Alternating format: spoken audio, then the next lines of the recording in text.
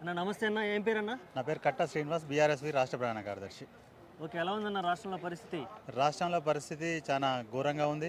రేవంత్ రెడ్డిని చూస్తేనే జనాలు భయపడే పరిస్థితికి వచ్చింది. ఎందుకు సుపరిపాలన బాగుంది కదన్నా, ఇప్పుడు బ్రహ్మాండంగా సుపరిపాలన అని చేస్తున్నారు వాళ్ళ కదా. కాంగ్రెస్ నాయకుల వరకే సుపరిపాలన ఉంది. 6 గ్యారంటీలు అని చెప్పి అవి అటకెక్కించారు.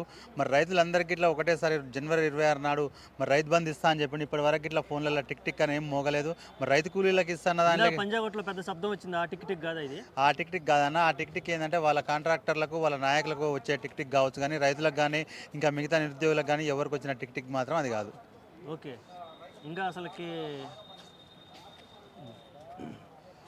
ఏదైతే ఫ్రీ బస్ పెట్టారో దానికి కూడా మంగళం పడే పరిస్థితి అయితే కొంచెం వార్తల్లో కనపడుతుంది. ఏంటన్నా అసలు దాని పరిస్థితి? వాస్తవమే అన్న. వాళ్ళు కాంగ్రెస్ ప్రభుత్వం గవర్నమెంట్లో ఉన్న మరి కర్ణాటకకి ఇట్లా ఇప్పటికే తీసేసే పరిస్థితి వచ్చింది. వాస్తవం ఏందనేది ఇక్కడ ఈ కాంగ్రెస్ నాయకులకి ఇట్లా బోధపడతా ఉంది.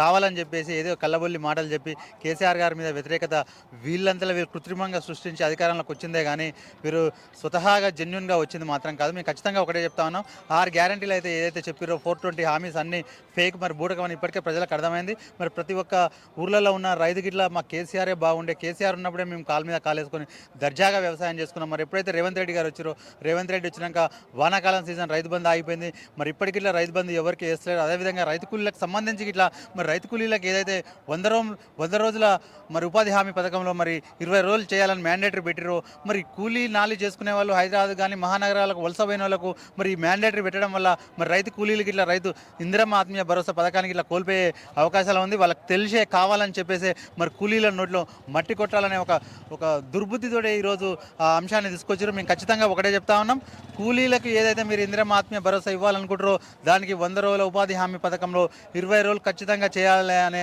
ఒక నిబంధనని తొలగిస్తే తప్ప కూలీలకు న్యాయం జరగదని ఇట్లా మేము డిమాండ్ చేస్తూ ఉన్నాం. ఓకే, రాబోయే స్థానిక సంస్థల ఎన్నికల్లో ఎలా ఉంటుంది ప్రణాళిక? ఇప్పటికే ప్రజలందరూ వాళ్ళు డిసైడ్ అయిపోయారు. స్థానిక సంస్థల్లో ఖచ్చితంగా కేసీఆర్ గారిని గెలిపిస్తారు. మరి కేసీఆర్ గారి అభ్యర్థులనే గెలిపిస్తారు. ఎందుకంటే ఇప్పటికే మేము మోసపోయి గోసపడతా ఉన్నాం, మేము అనుభవిస్తున్నాం. ఇంకా చాలు ఇది, మళ్ళీ మా కేసీఆర్ గారు రావాలి, కేసీఆర్ గారు వచ్చినప్పుడే వ్యవసాయం పండగ అనే రోజులు వస్తాయని రైతులు మరి గ్రామాల్లో ప్రజలు కావచ్చు, పట్టణాలలో డెవలప్మెంట్ కావచ్చు, మరి చాలా మందికి ఇట్లా ఇప్పటికే ఫిక్స్ అయ్యారు. ఖచ్చితంగా మళ్ళీ కేసీఆర్ గారి వైపే ప్రజలందరికీ ఇట్లా ఉన్నారని అర్థమవుతోంది.